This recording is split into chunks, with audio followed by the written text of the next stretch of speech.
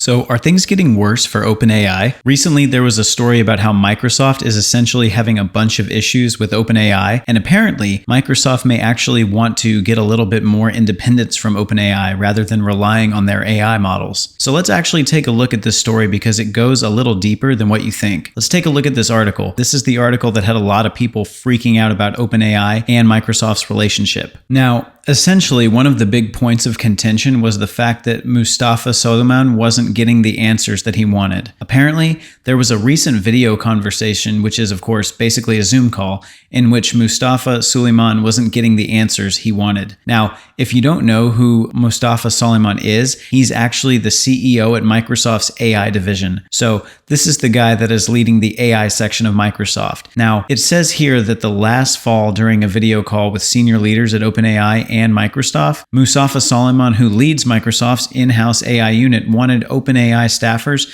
to actually explain how the latest model, O1, worked, because according to someone present for the conversation and two other Microsoft employees as well, they were actually frustrated that OpenAI didn't provide Microsoft with the documentation about how it had programmed O1 to think about users' queries before answering them. Now, I think the reason that OpenAI did this was because they want to keep that chain of thought to be as proprietary as possible. Of course, there are different methodologies of thinking. I think everyone knows that the model thinks before responding, but they want to essentially figure out how O1 works behind the scenes so that they could potentially replicate it for themselves. Now, I'm not sure on the agreements between OpenAI and Microsoft, but I don't think it was written in that OpenAI would reveal all the secrets of their models, or clearly Microsoft would have really been frustrated by this. Now, the crazy thing about this is that I can understand why OpenAI wouldn't want to reveal those secrets. The secrets are essentially the key to their moat. So the fact that they wouldn't want to share them does make sense. Otherwise, Microsoft wouldn't really need them, and of course that information could spread throughout the AI community, resulting in a diminished lead for OpenAI. Now, if we take a look at what Microsoft has already done, I'm not sure you guys might remember this, but Microsoft had their own model, which is MAI-1, and this is where Microsoft is trying to get a new AI model to compete with Google. So if you remember, Microsoft had been internally working on a secret model because they wanted a model that could perform as well as ChatGPT, so they would have less reliance on OpenAI. So if you actually take a look at this, you can see here that the model was called MAI 500B, and this was supposed to be the largest model that Microsoft had ever trained. They actually wanted this model to be basically like GPT-4, and of course they wanted this model to be really good. But you can see that OpenAI wasn't willing to reveal some of the secrets they actually used to get to this level. So you can see it right here. It says, raising his voice, Suleyman told OpenAI employees, including Mira Matari, that OpenAI, the startup, wasn't holding up its end of the wide-ranging deal that it had with Microsoft. And then the call ended abruptly. So he was like, look, you guys aren't really giving out your information. What's going on here? And then he ended the call.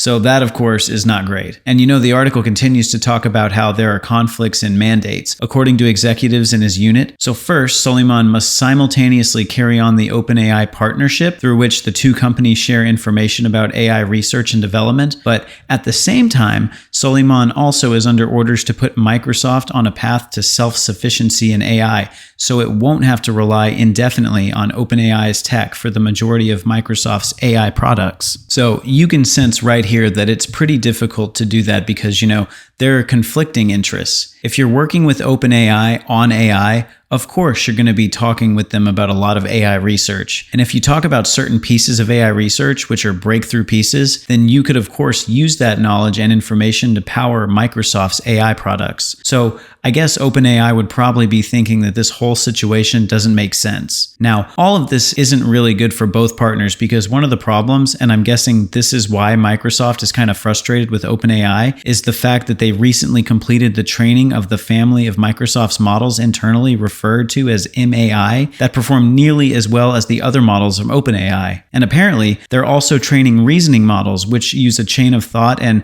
of course, this could compete directly with OpenAI, which once again is conflict of interest. So it's not really great that OpenAI is facing such competition from a company that's working so close with it.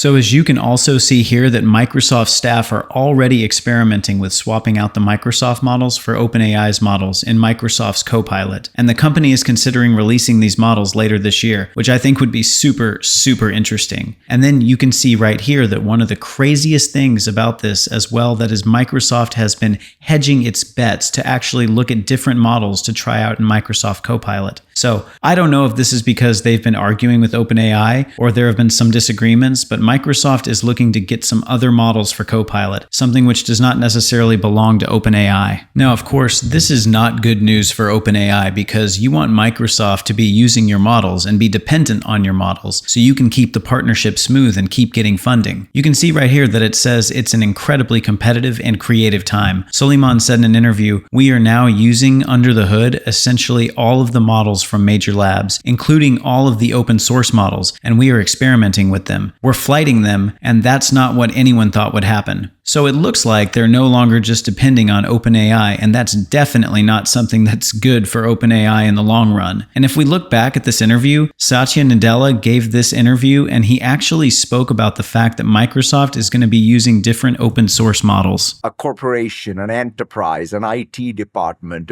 they will want multiple suppliers. And so you got to be one of the multiple suppliers. And so that, I think, is what will happen even in the model side. So there will be open source. There will be a governor, just like on Windows. One of the big lessons learned for me was if you have a closed source operating system, there will be a complement to it, which will be open source. And so to some degree, that's a real check on what happens. And so I think in models, there is one dimension of maybe there will be a few closed source. There will definitely be an open source alternative. And the open source alternative will actually make sure that the closed source winner take all is mitigated. So that's kind of at least my feeling on the model side. And and by the way, let's not discount if this thing is really as powerful as people make it out to be. The state is not going to sit around and wait for private companies to go around and all over the world. So it's sort of, I don't see it as a winner take all. Now here's another clip where he spoke about how the model space is changing and OpenAI's dominance won't necessarily always be there. Let me ask you this. We had one of your competitors on earlier this morning, Mark Benioff, who has been very critical of this partnership. And one of the things that he said this is a demonstration of a fissure between the two companies, that you are going to go off longer term and build your own frontier models, and that there's a disconnect or of some sort between Sam Altman and Mustafa, who you hired to run your AI program. Can you speak to that? I mean, look, I think the partnership with OpenAI to us is a critical partnership. We love it. It's working. It's created a lot of value for us. And we plan to just continue forward with it. It's true that on Azure today, there are other models. There are open source models. We have our own small language models, and we'll continue to have all of that.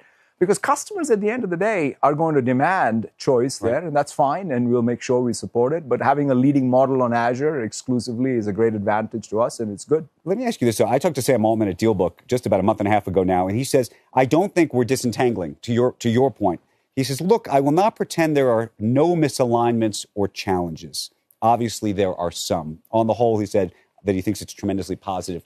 What are the things where there's not alignment? One of the things I noticed in one of your filings recently is you actually put OpenAI as a competitor on your list, which I thought must speak about your ambitions long term. Yeah, but more importantly, I think for us, one of the things that, in fact, Stargate is the answer.